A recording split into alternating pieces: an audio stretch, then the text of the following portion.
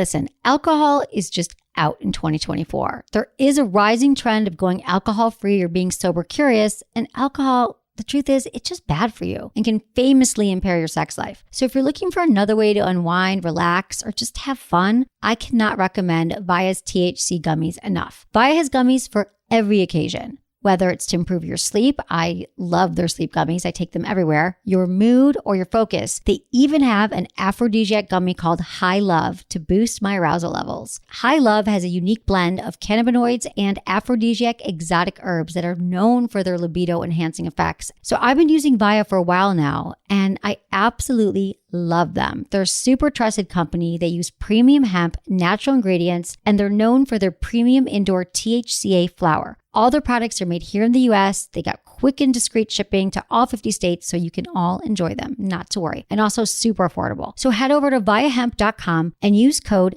Emily at checkout to save 15% off your order. That's VIIAHEMP.com. Use code Emily at checkout for 15% off your order and let me know what you think. Hey everyone, thanks for listening to tonight's show. My guests are Dr. Drew Pinsky and Michael Catherwood, the hosts of the nationally syndicated show Loveline. They dole out advice 5 nights a week about dating, sex, and relationships. So tonight we're going to hear their best tips and how they practice them in their personal lives, like how to keep sex alive in a long-term relationship, and answer some of your questions as well. Now this is going to be good, all on tonight's show. Okay, you know that I love my toys. And when I heard that OVO, who makes incredible award-winning vibrators and massagers, were now launching a rechargeable line next month, I was thrilled. And that's an understatement.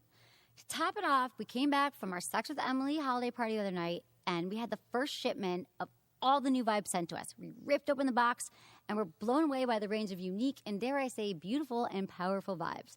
I poured them on the floor. We got to choose which ones we wanted, and the range is amazing of these toys. They have clean, sleek rabbits for dual stimulation, some of the coolest remote control vibes you can use with your partner, and so many clitoral vibes they are easy to use alone or with your partner. Made our head spin. So to commemorate the launch, OVO, O-V-O, is giving away one of their 12 new rechargeable toys every day starting on Christmas. That's right, you can win it before you buy it just by telling OVO why you need a new vibrator this season. It's the 12 days of OVO. Just follow at OVO Toys on Twitter and tell them why OVO should stuff your stocking this year. Use the hashtag 12 days of OVO for your chance to win. To see all the products, visit OVOLifestyleToys.com.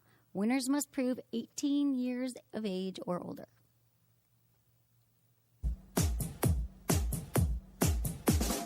Look into his eyes. They're the eyes of a man obsessed by sex. Eyes that mock our sacred institutions. Bedroom eyes, they call them in a bygone day. Hey, Emily, you got a boyfriend? Because my man E here, he just got his heart broken. He thinks you're kind of cute. A girl's got to have her standards. Oh, my. Do women know about shrinkage? Isn't it common knowledge? What do you mean, like laundry? It shrinks? Can we not talk about sex so much? Are you kidding me? Oh my God, it feels so good. Being bad feels pretty good. But you know, Emily's not the kind of girl you just play with.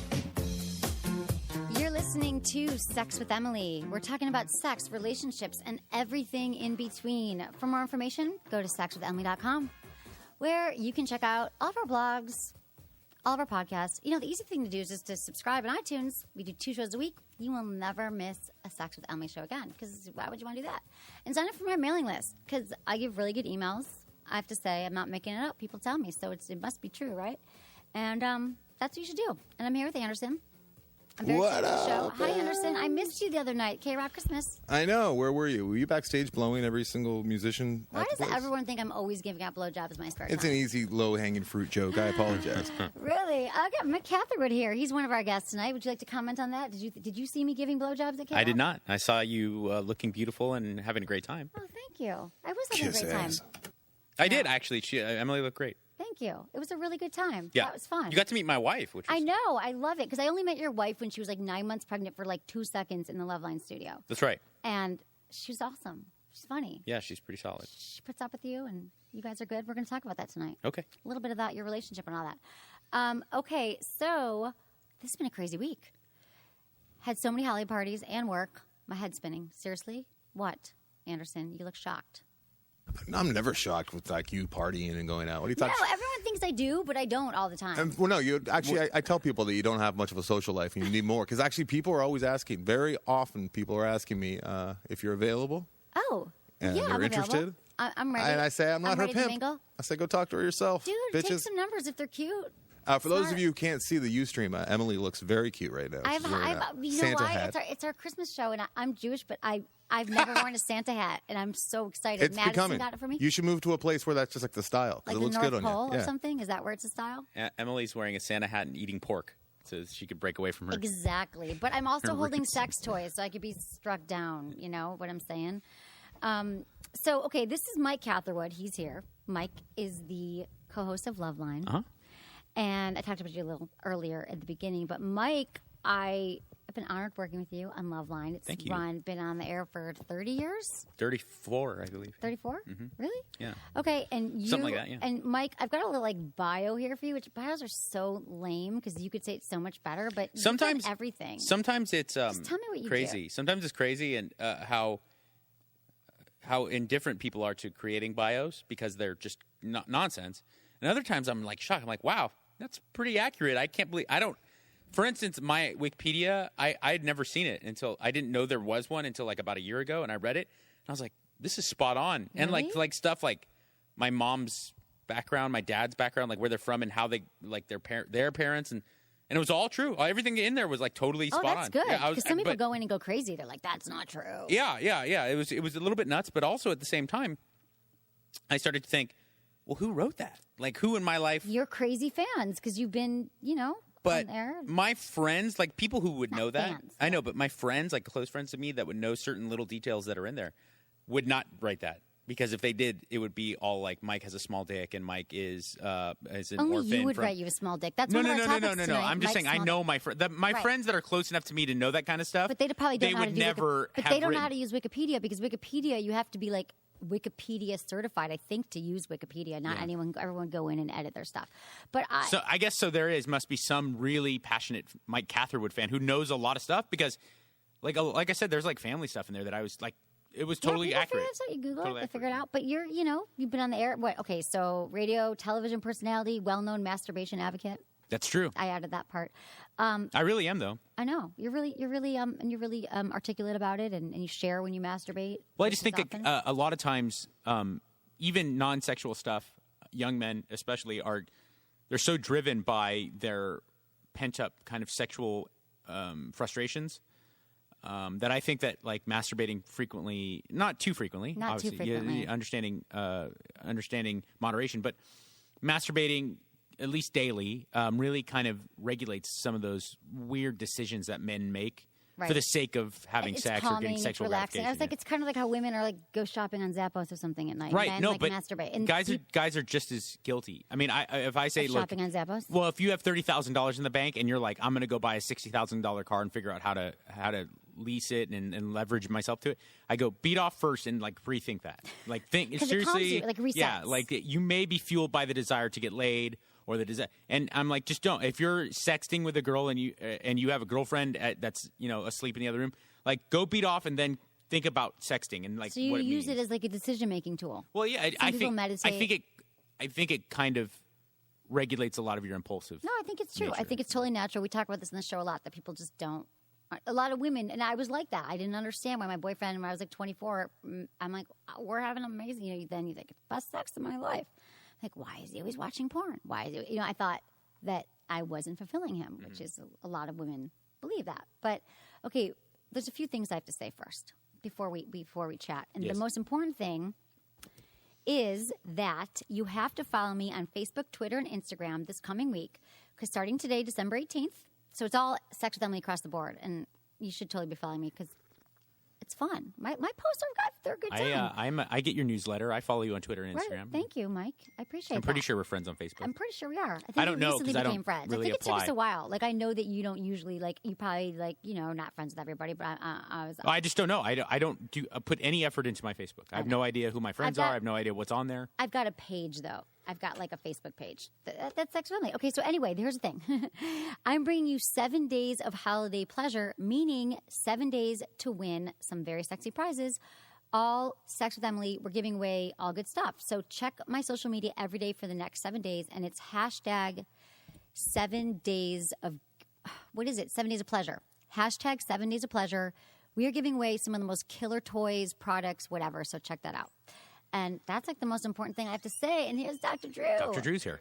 Hi, Dr. Drew. Hey, Emily. Looking good in his Hi. burgundy shirt. Look at the It's more of a Yes, Merlot. you guys are awesome. test. Here we go. Hello, Merry hello. Christmas, Oh, thank you. Should I open it now? if you want.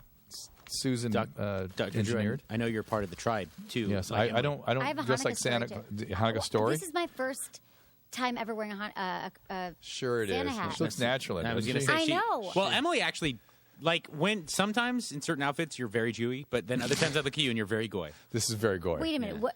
Yeah, well, the Christmas hat. But when am I Jewy? I wear Like, all black every no, day. no, I know, but that is very uptown New York. New York, like Jewish chick kind of. You have that sexy Jewish professional chick look a lot, but then other times I look at you, I'm like, she could be a fucking Ruka from like East LA. When is that? When I'm wearing- Every once in a Loveline. while. Every once in a while, yeah. Do you agree? You've When I seen wear her, what? Drew, in her camel toe cheetah pants and stuff. I have camel toe. I do not own camel toe cheetah pants. They're leggings, and I never wear them out of the house. I do have cheetah leggings. I've never left my house in them since San Francisco. You're getting ganged up on How'd you tonight. know? Fear. I know. I'm not letting Hey, it happen. you I've got listen. the bell. You let us into your territory for once. So. Am I opening this now? Really? Like, oh, Stila. I love Stila makeup. This is awesome. Thank you, Drew. Thank you, Susan. Your lovely wife. Are you into like? This is like my favorite brand, and this is good. This That's is good stuff. It's She knows I know it's she- expensive. She Thank you knows, so much. she knows what she's doing. does Are know. you real into like makeup? Not makeups, but like face creams and that type of thing? You know, well, yeah. I mean, Because you look very young. Oh, thank For you. your Visit my wife's bathroom. There's a full, It's a whole not thing. only a store, but a museum dedicated to creams and makeups Yeah, and, we and need so bikinis. That's the much. other thing. There's a museum of bikinis. Oh, your wife. So we were in Laguna Beach, and she's she's Oh, many things. yeah, I Susan remember your Pinsky. guys' swinger party from like a Yeah, month it was. ago. I know it was kind of weird. I was like, "Really? You went?" I'm like, "No, we're all friends. It's totally cool and chill." Like, probably Yeah, should- sure. But it really, a key dude. Come party. on, like Drew, really. I It's chill. hypnotized them both. Sorry. I don't think that Drew would engage. Drew never would. It was just chill. Anyway, We get along. you The were point getting is, so well, I just know. Susan- I know for a fact that you don't engage in swinging with Drew because you walk correctly. Oh, stop it. Oh, If you engaged stop. with sex with Drew, you'd be all bow-legged. I'm with you. I would just be exactly the same. Cause Oh yeah, no, you'd actually your legs I would be like, closer Are together. you in? Are you in? Were you there? It actually Did brings your happen? legs closer somehow. My penis is so small. We're going to Antimatter. get to that later. But yeah, so your wife, among many things, very talented. She hosts her podcast, Calling Out with Susan Pinsky, but she also happens to be a bikini expert because she worked at a bikini shop when you Yep. first met her. Yep, that's right. True. And so we went bikini shopping one day. It was like Memorial Day, Labor Day, whatever, Labor Day. Was it Labor Day? Labor Day. Yeah. And everything's in sale, right? Laguna Beach. And so we went into this bikini shop, and she just sat there with me. I tried. She's like, "Nope, yes, your ass looks bad. Your ass." Like she just knew, like, yes, no, take it off. You're wrong. And she was pulling them. Like there was like thousands of bikinis, and she knew. And I bought like 5 bikinis, and they were all amazing. Like you can't do that on your own as a woman, because the girls were like, "Oh, it looks so good on you," and then they don't. But No, she Susan, knows- she absolutely Susan was knows like, bathing "No, suits. take it off. No." Like she was like the bikini Nazi. And then she Sounds picked like me. good ones. Sounds like They're me hot. going to buy suits with my friends. I know. I Yeah, seriously yeah. I'm actually always want like, to go "No, those down. lapels are too big for you, dude. You're not tall enough. You need thin lapels. You got to match your tie to it." And my friends are like, "Thanks, man, thanks." No, but everyone needs a friend like that. I don't have that in LA. Susan, I should Yep. go shopping with her. Okay, so you're both here now, so we'll just I'll do my little intro. If people don't, I'm assuming, unless people have been under a rock, they've heard of Loveline. It's been around for 30 years. He said 34, Mike. 83. Okay, Do I'm the bad math. at math. 31. I really 32. don't do 31, math. Actually, it makes me. gives me It'll a be headache. 32 exactly, like January 3rd, right? Isn't that when you started? January? No, all I know is I remember New Year's Eve 1984, and it was a Sunday. And it wasn't even New Year's Eve. It was actually New Year's Day because they'll never do the Rose Parade on a Sunday. Right. So New Year's Day was Sunday, and the show was Sunday night, and the second was the parade. Right. And I remember having to get in through the parade track into the K-Rock in Pasadena. And I'd been doing it a few months at that time, so I probably started the summer of '83. Okay. Yeah, don't Sounds start like me 30 about something. don't start me about New Year's Eve and the fucking Rose Parade. Yeah, yeah. Bring Why? up my Oh, if you I see. goddamn come visit horrible us, memories. you'll see. Yeah. I want to. Pasadena's I'll all. be back. Well, you come visit us. I know because I'm going now. I'm going to Florida. My mom is not the Jewish guilt type at all. I wish sometimes I think it would have been better. Yeah. If she had any do it, like anything that showed that she cares, but she was like, whatever, have fun, go to San Francisco. If you don't like it, you'll come back. You Like, can take some of my mom's. She's goy as hell, but she called me and said, lays it on thick. she goes, I'm not getting any younger. She's in Florida. I'm not getting any younger, Emily. Really? you bring her out here? I could die soon. You guys would love my mom. She's like, I'm not kidding about it. I'm not going to be around forever. You should come hot? to Florida. Yeah, she is. She How looks old? amazing. She's 71. Where? I'll fuck She her. has a place in Sarasota. Dude, you probably would. Mm-hmm. Who wouldn't you fuck if you weren't married? But, but even I just wish even I knew as you for 5 minutes when you weren't married. And you were even sleeping with the other as one on if Dancing with you Stars. knew me when I wasn't married, I'd definitely fuck you. That would have made for a good show. Come on, talk about it. You would Listen, have fucked me. How do you know I would have fucked you? you would have.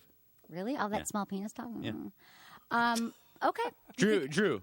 Would I From what fuck you him? know of me, as a man who knows me very well on and off the air, and Yeah. especially knew me during the time of Activity. post first marriage. Yeah. If Emily was like a part of Loveline the way she is now, and during say like 2008, honestly, as a betting man, what would you say the chances that I'd have sex with her would be? I'd more be wondered why it wouldn't. Right? Yeah, like It's it- left no, in I the probably way would of bone it. you. Yeah. Yeah, I would. and so although it appears we didn't know this till this minute, she's deeply turned off by the small penis I'm talk. kidding. It's a joke because that's actually something we're getting. She's Mike deeply has turned off by it. dysmorphia. Yeah. We I do said have body dysmorphia. dysmorphia. We know where people Angers think they're my fat. wife. And it angers me too. What? His dick morphia. And that know- Mike always talks about having a small penis, and I don't really. He won't show it to us. Yeah, people do not think about the fact that the male preoccupation with penis size, penis shape, penis whatever is a form of body dysmorphia very often. Right. It has sort of two manifestations. One is when men have low self-esteem, not even low self-esteem, when they're just not feeling good about their place in the world. Young men particularly, they have, who am I? What am I going to do? Right. They start preoccupying about their penis size. It becomes sort of a surrogate symbol for their bigness, their worth. That makes sense with me. Yeah. But as a syndrome, I was just reading about it the other day, and I realized I've seen this a number of times. These guys, in fact, we had a guest in here that started. Yeah, Eric Andre. He had the same exact syndrome. They get like an irrit. First of all, they become a little bit. They're OCD. Which is to utter begin with. bullshit because he's a black guy. So I refuse to hear that from a black But guy. he's partial. mixed. Yeah, but he's Sammy Davis He Jr. might have style. gotten the He's small black. penis He's black side Jew, which family. means He wasn't concerned with size. Here's what his thing was, and this is sort of. Oh, that's right. Yeah, That's right. This is typically how it goes. Is they start worrying about STDs. They get a little irritation and go, oh, I've got one. They see dermatologist, urologist, like 4 or 5 of them. And then they'll come to a generalist like me because they get sort of dismissed and blown off by all the specialists. And they'll go, look, there's a shiny spot. There's a little spot. Do you see the irritation? It's driving me crazy. It's so awful. And you can't see a damn thing. There's nothing there. They've tried all kinds of steroid creams and everything. It doesn't help. And you put them on an SSRI, which, by the way, works for all body dysmorphias. It does. And then goes away immediately. They You stop had being- this they're not experience? preoccupied Well, I have with since- that becomes their obsession, but It they're no goes longer away. the Boom. obsessive ruminations. It just we goes talked away. about how Drew.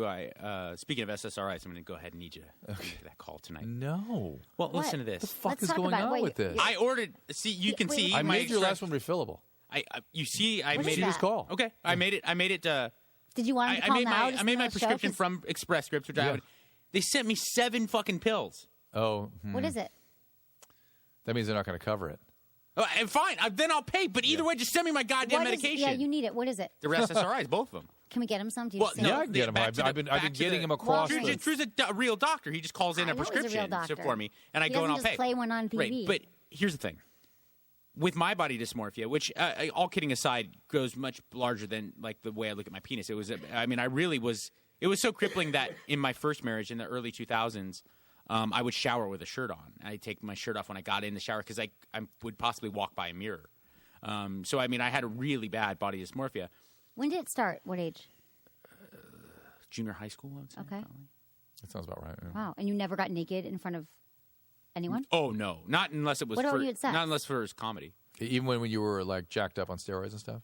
Yeah, even it was actually probably worse. What about when you were wasted? I How think could I you not found help I think with I getting found like a naked? little comfort zone, like maybe like sophomore year in high school, before right before I But not you only would get got out, you would get out and pose down in a fucking. yeah, but I honestly You did can't that. wear like a snowsuit if you're a bodybuilder. I know, on but I stage. did that as a way to like Compensate. One of my therapists thought it would be like a good idea to trial by fire, like To take steroids and then go do a competition. No. I don't think she was aware of Oh, steroid use. how ridiculous is that she didn't know? How long were you on Because I steroids? don't think most people, Drew, like you have such not only a working knowledge of of like muscle building and like strength training because of your own personal like hobbies. Dysmorphia or you're exercise bulimia. Dr. Drew's like very good in very good shape. Workaholic. What else? Should we just call all of our issues out?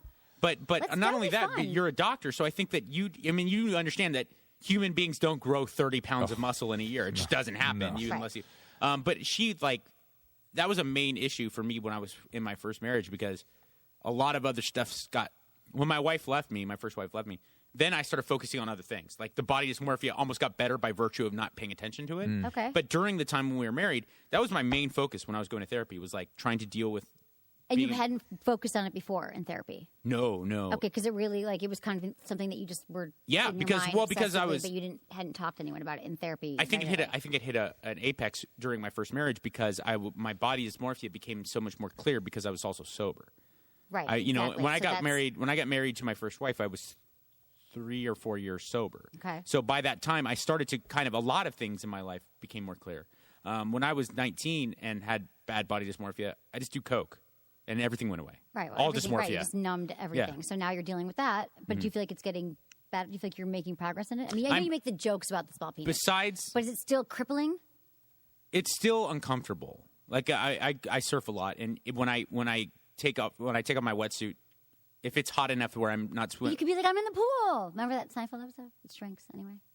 What? Do you remember that? Yeah. I was in the pool. Oh, yeah. Do you want to hear a little joke about that? I think he's saying though, even just taking the wetsuit off in public, forget the penis. Okay, I was. I'm just saying, like, just like seeing my physique is a thing. Like, I do a lot of photo shoots, not a lot, but I've done photo shoots in my life, like when I was on Dancing with the Stars, or when I was in certain magazines, and they're like, "Hey, Mr. Muscle Man, go ahead and take that shirt off so we can get that shot." And I was like, "You got to be fucking kidding me!" Right? And I'd be like, to real photographers for like details, in such good shape and I'd be like, okay, what Belle? Okay, and I'd be like, whoa.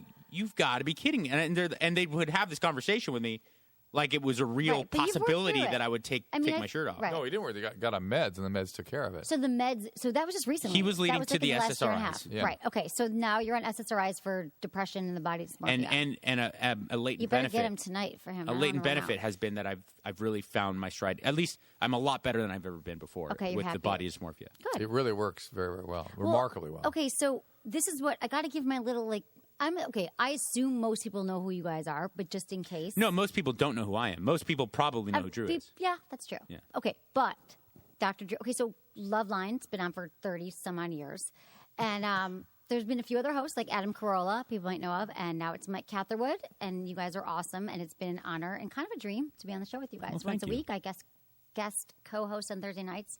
It's fun, and you're both here. We love having Emily there. Yes, we do. Really. I'm glad because I love being there. I really do. It's hard for me from a broadcasting standpoint, but on a personal and professional level, it's the best. Why? Because I talk so Because no one has worse Tourette's than Dr. Drew, except maybe Emily Morse. And I'll be like, here's the number to call in to my call-in radio show, 1-800. But here's and then Drew jumps in, and then I'm like, wait. Can I just give out the number at least? Look at this Instagram. No, I know. It's okay. I'm sorry. But I'll reference something visual in the room, and then she'll start talking about it. Emily, look. It's a picture of Elvis. You're like on Instagram surfing the hot chicks all the time. But at least I got my fucking mouth shut. No, you do. It's true. Okay, so listen. So you guys, and also you've both been married happily 25 years? 23. 23 years. Okay. Mm-hmm. Triplets who are 21. 22. Great kids. 22, right. 22. Great kids. And Mike, 2 years married. Just 2 years. Last week. I saw your picture on Instagram. It was and Emily's the personal consultant to one of my sons. Yeah, that's right. I am. Oh, he's like, the other night he's like, you're a mad genius. You're a magician. I was texting him just advice in college. I know which son it is if he said those words. He's awesome. Why? Because because the other son wouldn't say that. He would go, thank you. No, he was awesome. I love well, I don't know all your kids, but I'm You're a mad genius. Okay, so anyway, I can't believe how much you've helped me. That's one son. Dude, I know, but Drew knows I'm right, I don't know if I should say this out loud. I can't begin to express my... embarrass him. I won't say it. No, don't say that. You can say it, but not in front of me. But I'm just saying, like, once I can't begin to express how grateful I am for the... He closed the deal that we were working on. Okay. The Has anal? to do with women. No, anal. You think he's... No, please. Speaking of anal, we're going to get into that in a minute because, so Loveline's been around... Emily's book.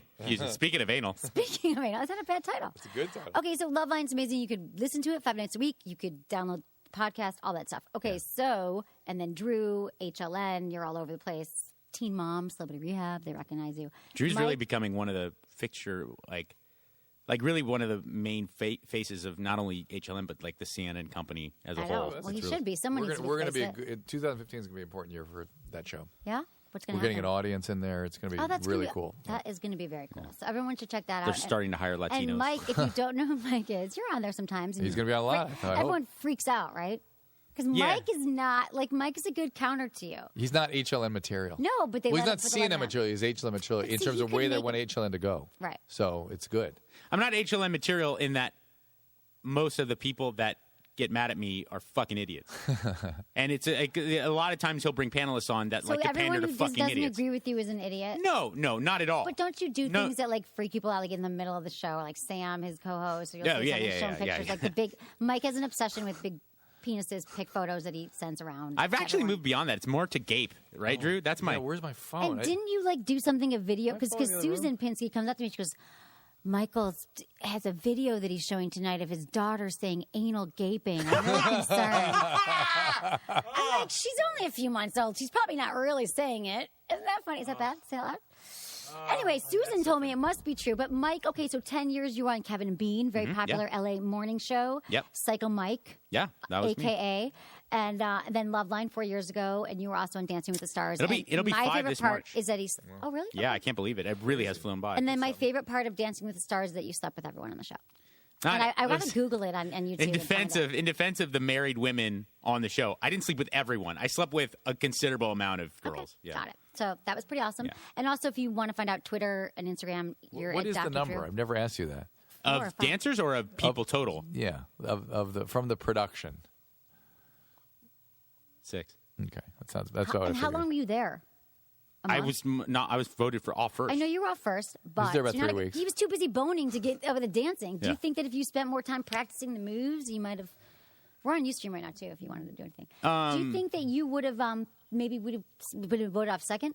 Sex aside, I think if I would have like really applied myself more, I could have done better. Because you weren't taking it seriously. I didn't take it seriously at all. In fact, I went out of my way to not because I felt it sounds so crazy like back then when I was young, but that was only like 3-4 years ago. But I just had a different view of it. I thought it somehow wouldn't be Were you cool. like a self-hating dancer? No, it's like it wouldn't be cool if I tried hard. If I really learned the moves, that wouldn't be punk rock and cool. So I just I had this attitude where it's like I knew I was the least popular guy. I had the least amount of fame. So that already was like really working against me. No, not true. You could have like swept onto the dance floor and kicked ass just because you weren't well known. You even if I was the greatest dancer in the history of that show, I wouldn't have beat like and the Kirstie producer who Alleys you and stuff. banged and then you banged her assistant was probably like he's off and they like rigged it. Yeah. No, okay, the girl. I I wanna made sure talk that about- the girls that I was lucky enough to make love to were not powerful enough to Dang, kick that's me not off the like show. Okay, got it. That's smart. Yeah. Okay, so Loveline, how did you guys meet? Oh, First we of met. all? You met years ago, right? Yeah, we Before met this? because we both are from the Pasadena area, and Drew was at the time like a huge fixture in the recovery community there Still is. because he was working in he's working in the addiction medicine department of a I was Pasadena. running that program. Yeah. I was chairman of the program. Okay. And so that and once being my home neighborhood, and then also me finally getting clean and sober there. 12 years? Yeah, it's 12, a amazing. little over 12 years. So. Okay, so that's when you met, when you were getting sober. So Yeah. he was actually there. Wow, he treated you, sort of. Can we not Yeah. talk about that? No, of Okay, course. so- Yeah. Wow. So Mike Catherwood detoxing the whole thing must have been... He has to tell that story, not me. Okay, right. We're going to talk about that. But this is what I want to know. So then you guys came together, did Loveline. And so, I just want to ask you both. Well, no, first I'll ask Drew. Who's your favorite co-host been? So far? Mike, of course. Well, if Emily were a regular fixture, it'd be Emily. Okay, good answer. Okay, so I just want to know. I mean, 30 years on Loveline, and you've even been here for 5. And you listened to Loveline because you used to prank call when you were like 12, right? He so was did I. like the Corolla years. Right. Those were the golden era for me. But I want to know what you guys think of what has changed in sex and relationships over the last 30 years. A lot has changed. When I initially began, really what motivated me was HIV and AIDS. Neither terms had been coined yet, by the way, at the time. We were still calling it gay-related intestinal disease syndrome. We were just it wasn't until like 87 we even, just right? began to call it AIDS. We did not have a causative age, and the term safe sex hadn't been coined yet. We had Drew, I'm sorry to interrupt, but before GRIDS, wasn't there a time where it was actually called the gay flu? There was a time when they didn't know what the hell. Yeah. They had all kinds of names and all kinds of ideas about it. And when I was... That's a good band name. Yeah, by the time I hit the gay wards, flu. They were starting to call it AIDS, and we were just putting people on the ground hand over fist. And I thought, oh my God. And nobody was talking to young people. There was still a sense in this country. We'd just been through the sexual revolution, and nobody thought that adolescents would follow in the footsteps of the adults. Well, adolescents are not to have sex. They don't even discuss it with them. No, don't discuss it with them. That's adults. What do you consider adolescents when you're talking about this? Under 21. Okay. And I was like, hey, fuck that. I know what people are doing. I've been seeing it all the way through high school, and I'm in college, and I'm in medical school. This is not something that just started. Young people are engaged in sexual activity, and they need to know about this thing because it's not going to just – people were convinced it was just a gay phenomenon at the time. And it was clear to me it was an infectious disease. So that's what got you in here, but then the calls started coming in. Well, no, it got me in, and that's mostly what kept me here. I was once a week. It was Sunday nights, midnight to 3 in the morning. And I'd stay a week. One night a week. I'd stay an hour or two, and it got popular fast, and we sort of moved to 10 to 1 at one point. And I wouldn't stay all 3 hours typically. I just thought it was important to pump out this information. I did it about for free. Safe sex. Safe sex was not a term that had been coined yet. And condoms were behind the counter. Yeah, it's so embarrassing. You had to line up and ask the pharmacist to get you the condom. And I was advocating this, and no one was talking about it. And over the course of 2 years, it went from like, what the hell do you think you're doing, to it being, all doctors need to do this now. And it was a very difficult time for me. That's why I didn't use my last name. I didn't tell anybody I was doing it. I was very secretive about it. And it was fun and interesting and different.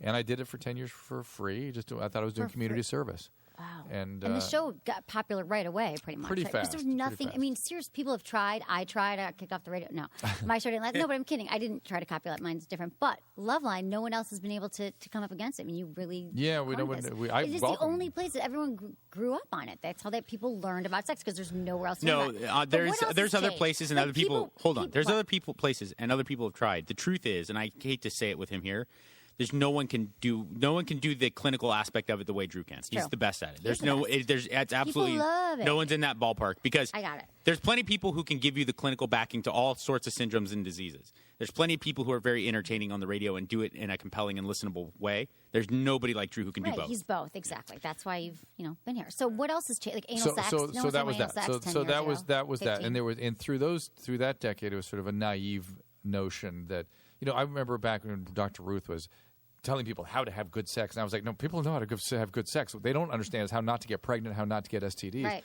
And it was a naive time, and there's no internet. There's no place for young people to go to get information. Sex education is abysmal in America. Listen, and in the infectious disease and the reproductive health stuff, infectious disease was behind this veneer of this is venereal diseases. Ugh. Right. And no one had any sense of what these things were, what the different names were, what they meant, what they looked like. They knew nothing. It was amazing. It was just absolutely totally ignorant. Did you know, though, or you'd have to go back and study? No, I saw all the time in clinics. So I saw tons of it. There was so much. There was a lot out there then. And I was that's what I was pushing. STDs and birth control. That's sort of what I was really. That's how it all started at the beginning. And then it went from that, after about 15 years, to more of the trauma stuff started emerging. The trauma. It became increasingly clear that people were acting out the traumas, but it wasn't as pervasive as it is now. It was just starting to kind of surface, and people were making bad choices in relationships, and they were having compulsive reenactments, and that part got into it. And the information was starting to come from different places, so it was trying to straighten people out, and more about relationships, and really dealing with the consequences of not such good healthy family systems. Right, which that's kind of the same now too. But now it's meltdown. Now it's horrible family systems and horrible trauma, and it's just gotten worse. You think that families have gotten worse? Oh yeah. Yeah. How's that? More trauma than before? How many kids are raised with two parents in this country, or inside wedlock? I mean, I can't. But didn't the divorce? What's the percentage for the African American and Hispanic community? It's shock. It's science fiction. Right. When you find out how many people really have a stable home life in those communities. Even the married people, even people who were coming from homes where their parents were still married, could still have the abuse and the trauma. But it just got worse and worse and worse. Okay, when we come back, we're going to talk about what else happened with and then anal sex. And anal sex was in there. We got to throw it in. Okay, but first, a word from my sponsors. You guys, do you know about MeUndies? I love it. I'm wearing MeUndies. Me too. I love this. Okay, and they need to send me more because I've only got 2 pair of undies and 1 T-shirt. And they need to custom make the size for Drew because of his cock. Right, exactly. And they send you the little boys one, which is right. That's awesome because MeUndies has underwear for everybody. It's funny. I was at a I was at a Holly party last night. I was at a Holly party last night, and everywhere I went, these guys were like, "Yeah, MeUndies, MeUndies." I'm like, "You guys know about MeUndies?" I am obsessed with it. this underwear, okay, I don't even know how to explain to you. You wear them. It's the most comfortable underwear you will ever put on. Obviously, Mike and Drew are obsessed with it. So I'll tell you the story. They sent me some underwear, and I was skeptical because I'm super picky. I have my brands that I wear about what I put on my body, and I swear to God, they are the most comfortable feeling underwear to the point where they were the top of a conversation last night at a party. Everyone was flashing their underwear, and I can't go back to my old ones. And here's what I love. MeUndies, they're environmentally friendly, and the materials are made of sustainable and natural fibers, and it's so soft. And like I said, I bought nice underwear. It falls apart, fades, it shrinks. They ride up on you. It's horrible. These do not. Plus, MeUndies, cool styles for men and women. And they've also got not just underwear, tanks. The T-shirts are so soft. I have not taken off. I wear it every day. The tanks, I wear them like they're so soft. Do you get the tanks too, Mike? I have not worn them, but I imagine anything from MeUndies is high quality. It's high quality. Check out the photos yourself. MeUndies.com/Emily if you love me and you want to support the show. And you also get 20% off. It's the most comfortable underwear you'll ever wear. It's insane how good they make you feel. They fit perfectly. Go to MeUndies.com/Emily. You get 20% off your first order and free shipping. Plus, they guarantee that if you're not happy with them, you can send your dirty underwear back to them. No, your first pair is free if you're not happy. And you will be happy because I don't know anyone who's not happy. So once you feel MeUndies on your body, you're never going back. But to get that 20% off, you have to go to MeUndies.com/Emily. So appreciate you supporting them. And you'll appreciate them supporting you because they feel amazing. Okay, back to anal sex. I'm with Dr. Drew and Mike Catherwood, hosts of Loveline and so many other things. But I'm thinking about sex because I know since I started my show 10 years ago, like no one...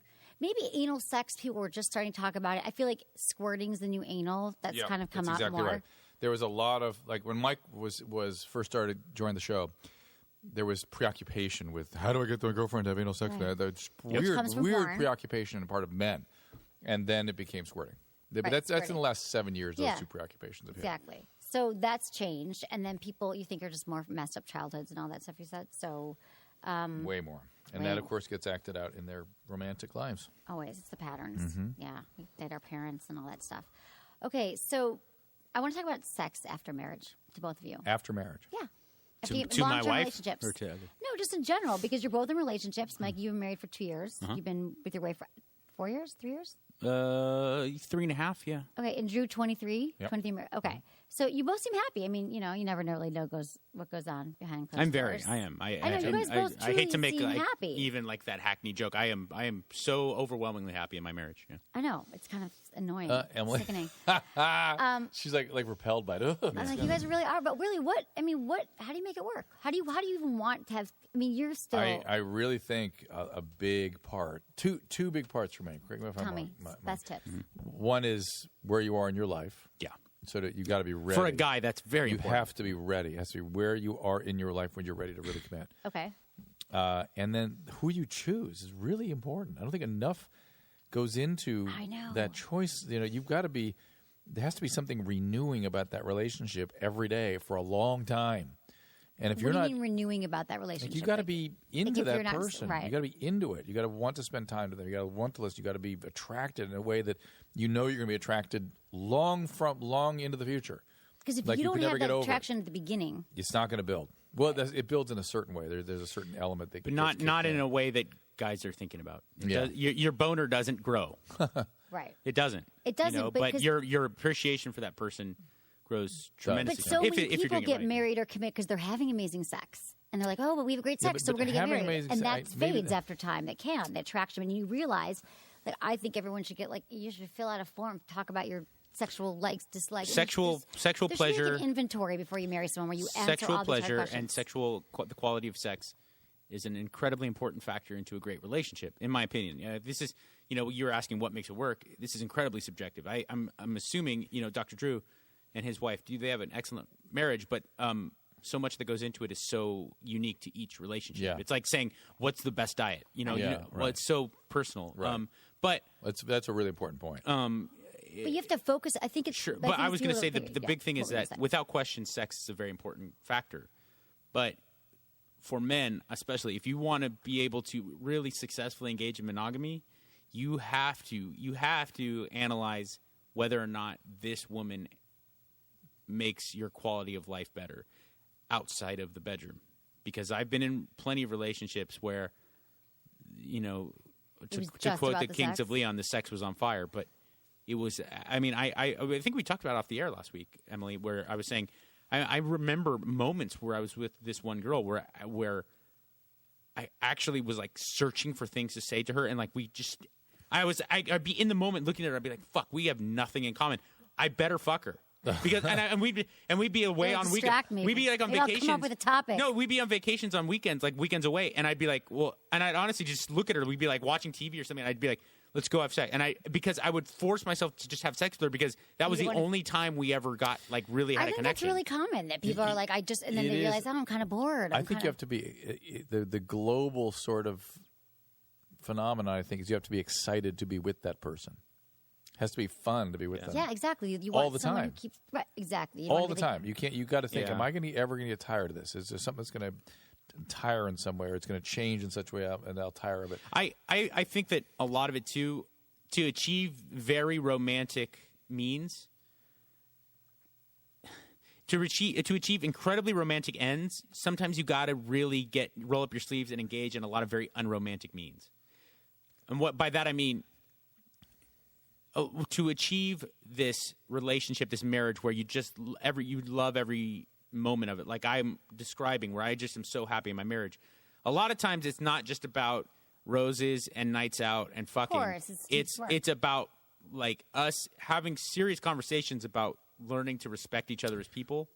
And I could never imagine doing that with any other person, even my first wife, who is a very good person. Like, I feel like there's so many guys, and this is just, I'm talking to a lot of people now, who've been in relationships, and even in their 20s, I'm talking to people, they're like, oh, men typically will date someone that they're really attracted to, and that's all they're not thinking about all these other things that I have to really like them. Also building a life with that person. Right, that's but something nobody ever thinks about. Like, Men she's don't. super hot. I'll marry. You did it. How she's do you hot. build I'll marry her. a Having life great with sex. somebody? But they're not thinking, I might be bored by this person. They're not. But women. We're more like, is he funny? Is he smart? Does he entertain me? Guys are just like the physical. I always say when in how a do you dating get guys to get over to situation, like, you're going to want to be entertained. You're going to want to be, have a good time. Well, that's really hard to how do we do get to that message to then? a young man because I don't even mean older guys I don't do it mean all that the time. I don't mean that to belittle younger guys. It's just like hormonally, biologically, you're set up. You're not really set up to look at women as a way of who's going to entertain me. I mean, you're just not. I know, but you're women are. animal. So I think that men should kind of like have some foresight that this could happen. What should happen? Bored. She's hot, but find a hot girl in the bar, and I can show you someone what should tired happen, of having sex with her. Which would solve the problem for both men and women, is that women and men should wait till they're in their 30s to get married. Oh, yeah. I think so too. That's why. Do not get married because women will then start to kind of discover themselves sexually more, and it'll level out that way. And men will start to discover themselves emotionally and psychologically more, and it'll level them out that way. And it makes for much better matchmaking, as opposed to in your early 20s when women are not most women aren't necessarily at their they're sexual. Not sexually aware. They're not sexually aware themselves. It's so true. And they don't have the lust that a man has. And then men are emotional. They're insane. They're like tornadoes because they're these walking testosterone factories. That's why I tell people who work for me, I'm like, just in their 20s, I'm like, it's okay. Like, don't get attached yet. These guys don't know emotionally. You don't even know what you want. You got to date around a little. A big factor too is I had to in my first marriage, and you said that. Well, you married someone for the looks too, or for her I did. Body. I married Sex. a way hot person for my first marriage, but it wasn't because of sexual reasons. In fact, we didn't have sex at all. I could probably count on one I thought hand. you just kept having sex with her because you didn't want to talk to her. No, that was my girlfriend before I got married. My wife. Oh, it's so confusing. Yeah, I know. I'm going to do like a flow chart. But I was to say is that a big factor for me is that I took my family of origin as a model of what good marriage is, and you shouldn't always do that. I mean, that's not because your parents had a good. My parents are still married, but we've talked about it on the air. I've never heard my parents tell each other they love them. I know my parents don't fuck, and they probably haven't for 25 years. I've never seen my parents hold hands. I've never seen. No, see, that's so hard when that's what you see in your home. You think that it's normal. I thought experience abuse. Well, my dad was always hitting my mom. I really thought that like the sitcom idea of marriage was the way it was because that's the way my dad worked his fingers to the bone, complained about not having sex. My mom complained about how my dad's never around, and it was like Home Improvement or any other sitcom. It's like. Oh, I love my wife, but geez, I got to tell you about the strife I feel. And I just thought that's the way life was. You marry someone, and then you don't fuck them, and then you live together, and a guy works, and a woman complains about it. You didn't right, exactly. And you didn't realize that you could have it all. I didn't. I didn't even understand. Because we don't have a model. You don't have a model of it. Like, I didn't have a model of, like, a happy family, happy marriage. Right. That's why I'm still here talking about it. Your stupid dad was dead.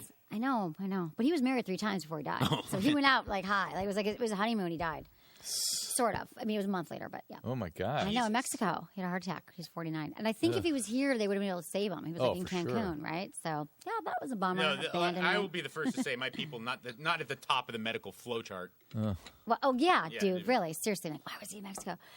Okay, I want to talk about porn, which is one of Mike's favorite pastimes and subjects. I like porn a lot. So what do you guys think about this whole porn, like how it's affecting people's relationships? It's negatively right now? affecting people's relationships. Hard to measure yet. I think we're seeing young males that are sort of disengaged from relationships because they'd rather not deal with a person. Since they've got porn, it's perfect. Yeah, it's so good. Porn is so good nowadays. It's all they need. No, you laugh, but I mean that it's. What's going to happen when they get those virtual realities? But then they can't even have sex with a regular person, with a woman. They don't want to. That's work. They'll literally because their brains are getting rewired into just being that. They keep raising the bar of what's hot. There's that, but there also is the fact that I hear young males say the following thing, like, girls, they're kind of crazy. It's kind of fucking issues. They're hassle. They get mad. I'm fine. And they don't even want relationships. They know there's too much of a hassle. You want to know an analogy I always use, and I think it is a good one. It's kind of like sports and video games nowadays. A 12-year-old kid in 1980, and I was 12 years old in 1990. In 1990, you could only play Legend of Zelda on the original Nintendo for so long before you got bored with a fucking stupid game, and then you go, I better go out and shoot some hoops, play some baseball. You really aren't that motivated to go break a sweat and have to deal with the grit of playing real football when you have Madden on an Xbox. It is so awesome. It is so fucking great. The gameplay is so smooth. The graphics are so hot. Why deal with the other part of getting sweaty and possibly getting a concussion? Okay, so porn just keeps your interest. There's hot ass chicks that you can get for free. I can go to RedTube right now and put in anal. Remember, I can do before the show. Remember, a huge component of the male sexual experience is visual, right? And you're gratifying better than they can get in real life. But they don't even know because they're so young. They don't care. How do you get them back? Their visual system tells them that's because it, Emily, you're missing the point that they are so young. When I was so young, I was over the moon if I got my hands on a Victoria's Secret catalog. That was like I was that fucking. So is it all the same? Then do you think it's the same? Same thing that you had a catalog and that you? No, my point is I was very motivated to go find a real woman because that's all you. All I had was like a shot, maybe an underwear shot of Leanne Tweeden in Fredericks, Hollywood. Is that why you have her on the show? Because we can come and. I told her I've spilled so much jizz over I know. her. I remember. I was here. This is what I would say too, is that not only is it affecting men, but women typically in their 20s don't know their bodies as well. Right. And then I have friends who are like in their 30s, 40s, sleeping with women in their 20s. They're like, I swear to God, they all have sex like porn stars. Like they don't even really. Yeah, like they're trying to act. Yeah, you're like, really? Damn. No, but not in the way that it's good. Like it's in a way that they're playing a role because that's how they think they should act. Like the moaning and the way they move. And mind you, a lot of young males think that's what they're supposed to be. Right, and that's why they're pounding away doing the jackhammer at them, and it's just a terrible place how to learn about actually how to have sex. That they're learning through porn. I said that learning to have sex is like by watching porn is like learning to box by watching Rocky. Exactly. It's a terrible way to do it. I know. But I get that it exists and it's not going anywhere. I just wish that people would listen to Loveline, listen to my in defense of the adult industry, there's a lot of value to it too. I'm not an anti-porn guy. I just think that you have to kind of digest porn differently than we used to. You got to understand it's a very powerful force. It really is. Mike, dig this. Something we've not talked about. Is I have a sense that in the last year or so, maybe even 9 months, it has improved a little bit. And I wonder if it's Tinder. That the ease of access has sort of translated over. Now the internet has made it also easy to make a physical connection or a human connection.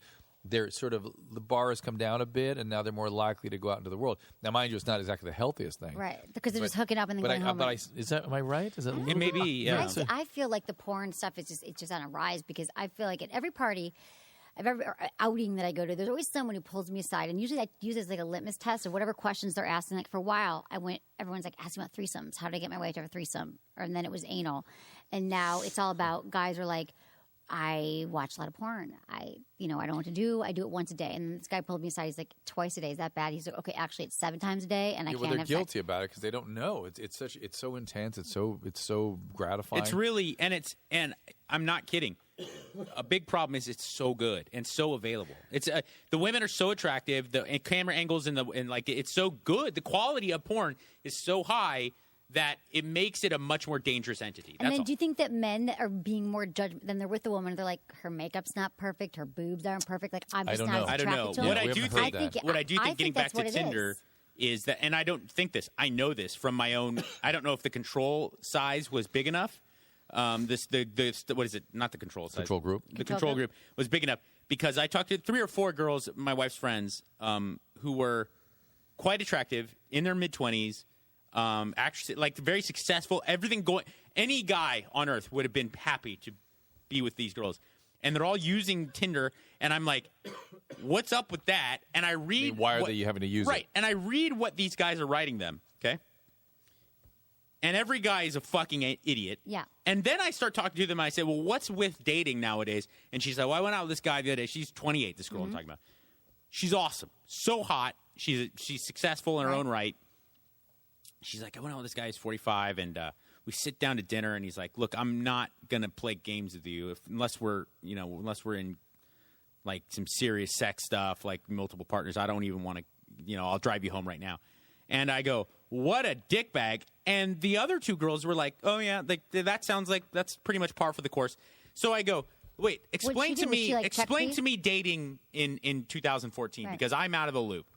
I never even did it when I was single. I didn't really date. So everything I'm noticing is that guys have no idea how to behave or treat women anymore because of porn and then Tinder. Escalate the sex conversation too, which you should never even talk about on the first date, and then you can't blame them. I like threesomes. Why? In 1996, it wasn't even an option. Now, if you strike out with 3 chicks, you still have 350 million that you have access to on Facebook, right? And they're bound to say yes every once in a while. Right. That's why guys they've completely forego the kind of process of getting to know a girl, playing the game. Like, look, I'm not going to lie to you. Sometimes I've said things and done things to manipulate girls to get in bed, but at least I had to say and do things. Right. Exactly. Now you don't even have to. I never led with Tinder let's fuck. Do you squirt? That's what these guys are saying. They do. They think it's okay. My friend says it's a blowjob dispensary. He's like, every time I go out on Tinder, like I get a blowjob. Like it just happens. Like these women. It's like Comic-Con for me. Every time I go to Comic-Con, I get blown somehow. Awesome. No, but Tinder, it really is, and it's also those are furries. But it's the big right. That's true too. There's a bigger, better deal because think about it. Like 10 years ago, you didn't have people, poking you, whatever they used to poke on Facebook.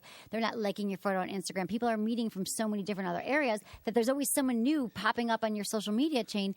That in the past was like you went to a party, you met someone, or you didn't, or you were at the store. I had to. Yeah, I'm a generally antisocial guy. We are not. No one knows how to be social and meet intimate. Women. Yes, right. And now you're just lazy. You never leave your house. You're like, this guy liked me on Instagram, and you go down the rabbit chain of like, oh, who else do they see? And it's just people don't know how to date or how to meet people. And, I hate to use these sports analogies, Emily. I hate sports. I know, but a friend of mine asked me to drive to San Diego and go to a Chargers game about 3 or 4 months ago. Right. And I thought to myself, yeah, it sounds cool. I love the city of San Diego. Chargers, cool team. See Phillip Rivers ball it up.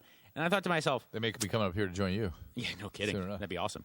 And I thought to myself, I can sit in front of my TV and get HD views of the NFL with breakdowns from really good correspondents and play-by-play guys. I don't really think I need to go into a stadium with 80,000 people and deal with drunks and stuff like that. And I think the same thing for a 18, 19-year-old guy. You come home from a night at the bars and you think to yourself, why am I going to do this again and pay $20 for a cocktail and try to meet girls that aren't necessarily receptive when I can just open up my fucking Facebook and just rifle through right, exactly. And then thousands. You could put it out there, like you can like toss the net or whatever out to like as many women as you could text.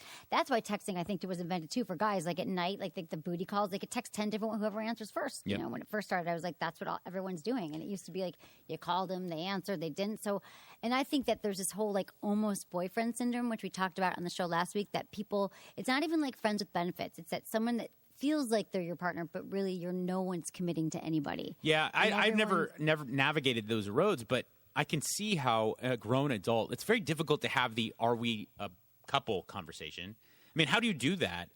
And when you're 29, how do you look to another girl and go like, so what are we? I mean, it seems very reasonable at 17. It's just I don't know. I mean, let's say you go out on your fourth date. You've already been sexually active. You hang out together, and you go to lunch in between. You know, your lunch break at work. You go and have lunch together, and it's like you're kind of together. You're sexually active, but like no one's ever said like, "Are we boyfriend girlfriend?" Where does that conversation happen? It's very difficult. Well, no one's even having it anymore because they don't have models of it, so none of their friends are in relationships. Well, they're either. also afraid of what they might hear. Yeah. And I think a lot of the women are going around. I'd be mortified. I think that the women actually might want relationships more so, but the guys aren't doing it. They're not asking for it, and none of their friends are in relationships. So my wife and I had to have that like it was like a conversation. Well, most people and have it was that uncomfortable, but it was.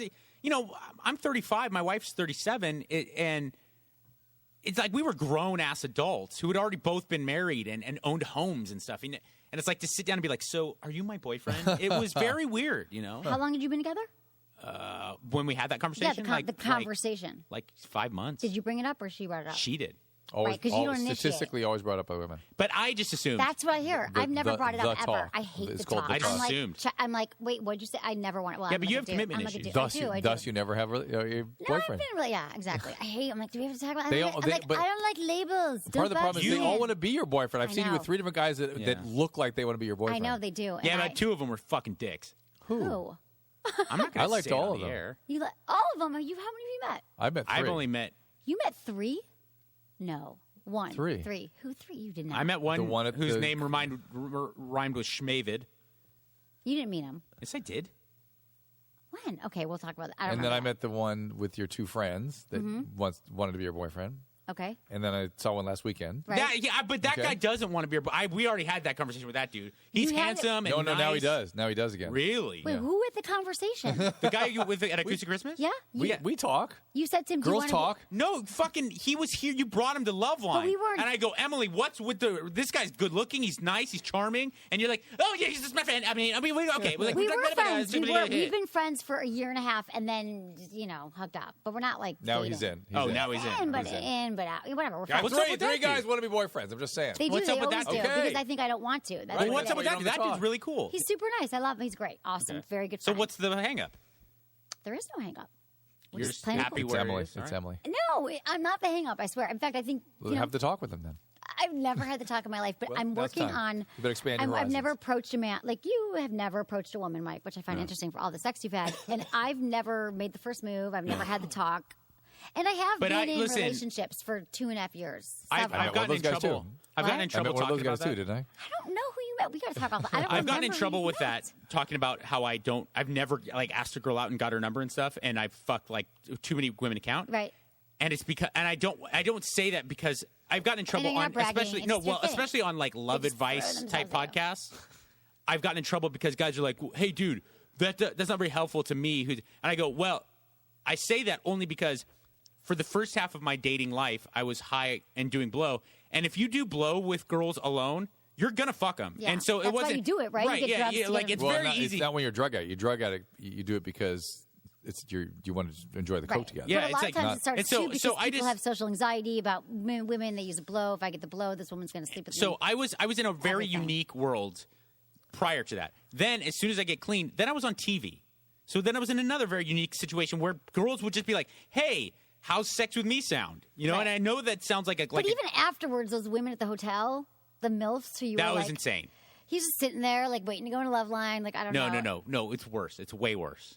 Okay. I just dropped off a girl who I went on a date with and had sex with, and she was doing I can't even And say. it's okay. She was doing a makeup exhibit.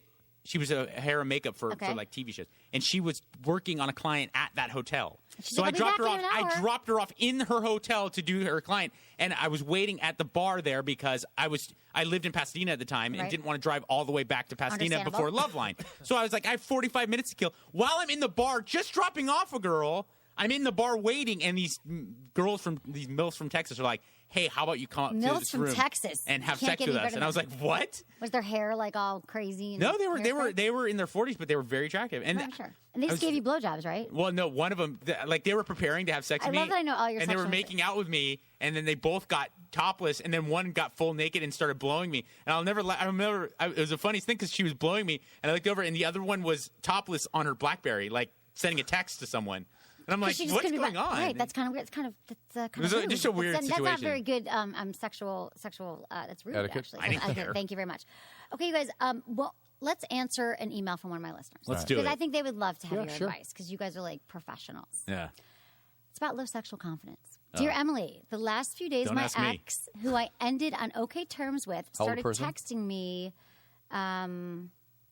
I don't know. Okay. Doesn't say it. It makes a big difference.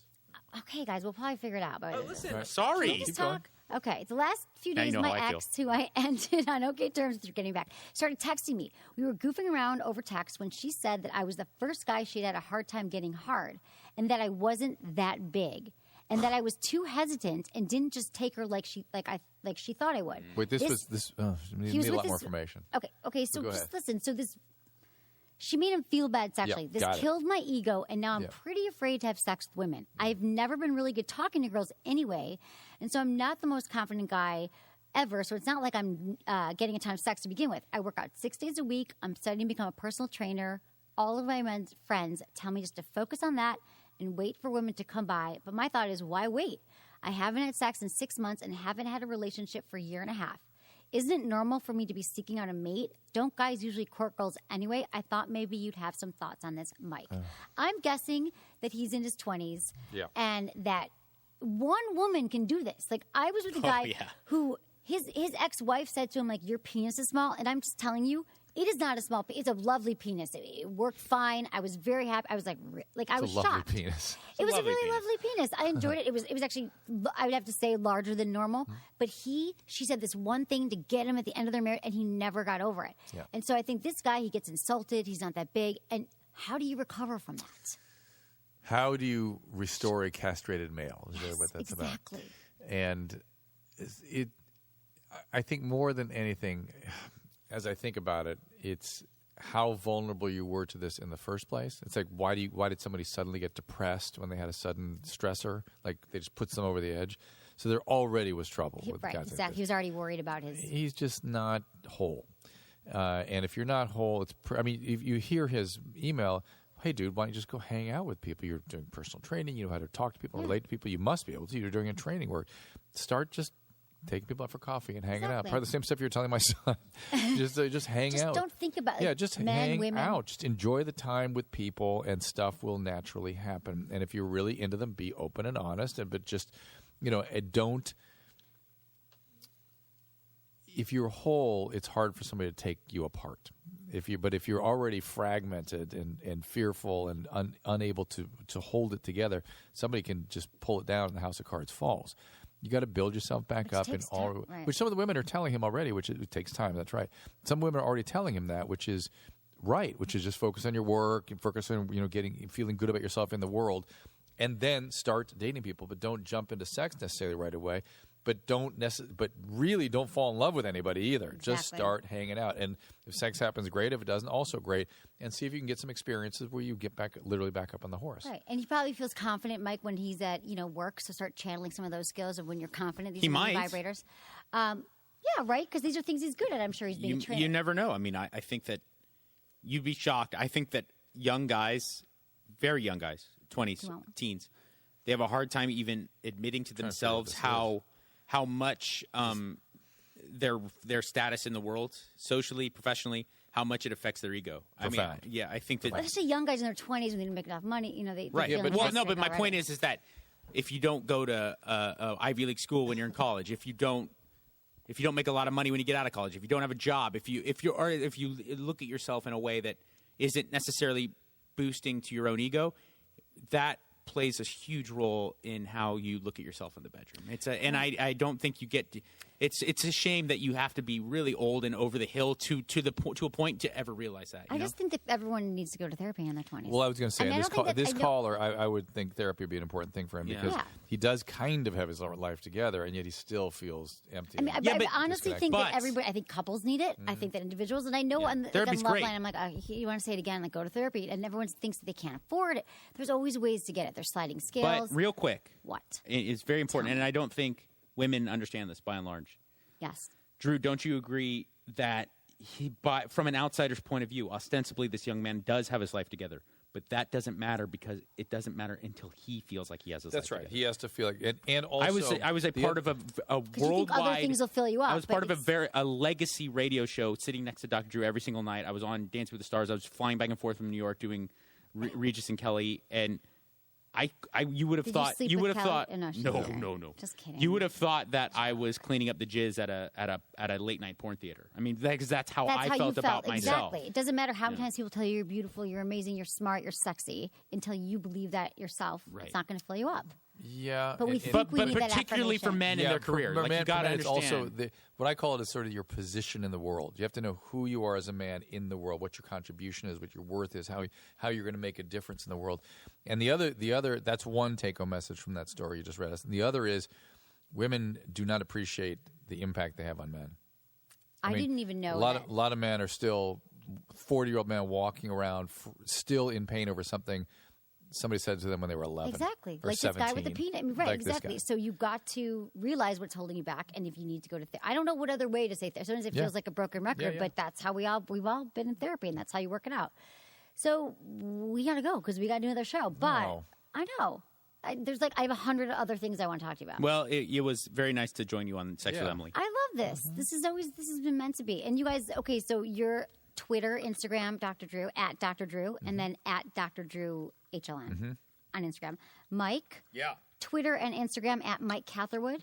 Anything else you guys want? And your Adam and Drew Drew Podcast, Adam and Drew Podcast. Mike and Drew Podcast, Adam and Well, Drew the Podcast. Adam and Drew podcast is great too. Okay, right. Mike and Drew. Mike and Drew, Drew Adam and and- Dr. Drew, Dr. Drew Podcast. Those are all podcasts. And I'll give my outlets. wife a little love. If you're a expecting mother, a new mother, if you're a mother, period, the Atomic Bombs podcast is. I've heard that's amazing. Then Someone else Susan's, just my mentioned wife's it. calling out, which is a Oh, we fascinating. didn't get into that because I wanted to ask you more about that. But What? it's just her podcast, Calling Out with Susan Pinsky. Last time I was on Calling Out with Susan Pinsky with my wife, the clairvoyant made my wife cry. So Cry in a good way? Like, Yeah. She thought, yeah. She knew so much. Both times I had to be, like, the first time, like, she instantly knew my dad had died, like, Yeah. said he's proud of you. Because I always crazy. think, oh, God, if you could see me, like, sitting with the vibrators. And I also my want to promote entire Santa Instagram hat. feed is like me and the Santa hat. I also Whatever, want to the promote bat my mitzvah. I gave you a website. friggin' bat mitzvah. Thank you, Emily, for giving me Please, this. I don't know your website, yeah. It's bluewaffle.net.